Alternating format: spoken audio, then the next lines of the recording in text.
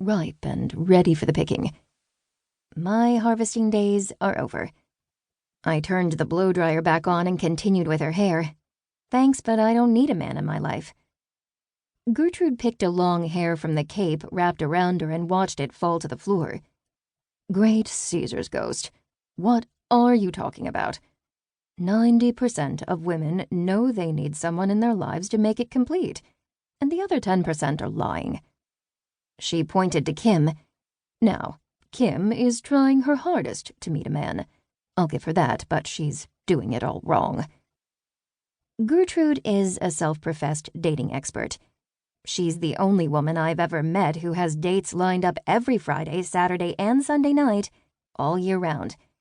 Monday through Thursday are days of rest and reflection, according to her. You need to adopt my approach, I'm telling you.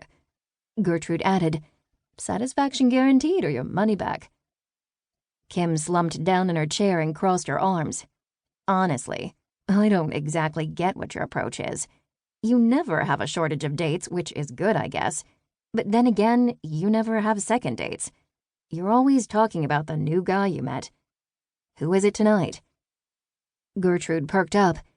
I'm going out with the Botox King of California.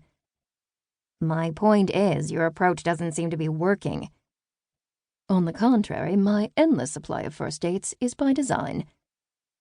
Tracy stopped sweeping around her station. You don't ever want a second date with these guys? Gertrude scoffed. Now, why would I want to go and ruin my perfect life like that? All these men want to sample the passion fruit, so I need to regulate who gets dessert and who doesn't. Kim frowned. But you'll never find love that way. Gertrude laughed. Look, I've had love, but sooner or later the excitement fades away like the paint on my Buick. My plan means there's absolutely no chance of disappointment, because whether I like the guy or not, I will never see him again. I have a never-ending supply of first dates at my disposal. Exciting, plus it keeps my fridge filled with leftovers from all the eating out. By the way, eat your dessert first. That way there's more food to take home. She winked and pulled some money from her purse, handing it to me. Thanks. I stuffed the bills into the pouch of my apron. Don't you like a man to come home to? Kim asked, obviously still not convinced of Gertrude's strategy. A man who's there for you, who's loyal, who knows you and loves you.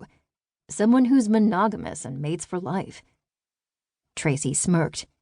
Like a male penguin. Kim smiled. Yes. Gertrude winced.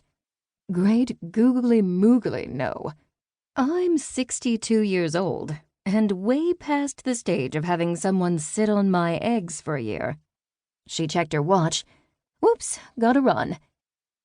She checked her hair in the mirror. Toodaloo. And just like that, she was out the door. Unfortunately, my work for the day was far from over. I was on the planning committee for the Solana Beach Fall Festival and would be working late again this evening.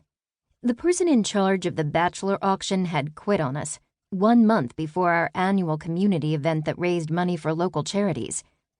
In fact, 3 people had changed their mind about helping, for one reason or another, which left me working 3 times as hard to make up for the lost volunteers.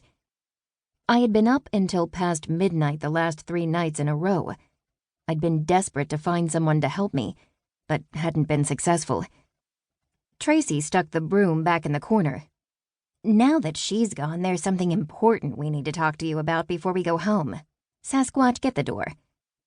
Kim ran over, locked the front door, and hurried back. I'm second-guessing my decision to be called Sasquatch. Tracy nodded. What about Bigfoot? That still addresses your hairy legs, but also takes into account your unusually large shoe size. Kim glanced down at her feet and frowned. You know what? I'm gonna just stick with Kim for now. I laughed. Good call. Tracy glanced over at me. Okay, Faith, we need to talk.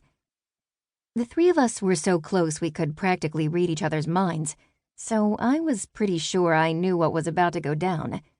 A quick exit would be in my best interest, since I wasn't going to agree with what they had to say. I jumped up and grabbed my purse.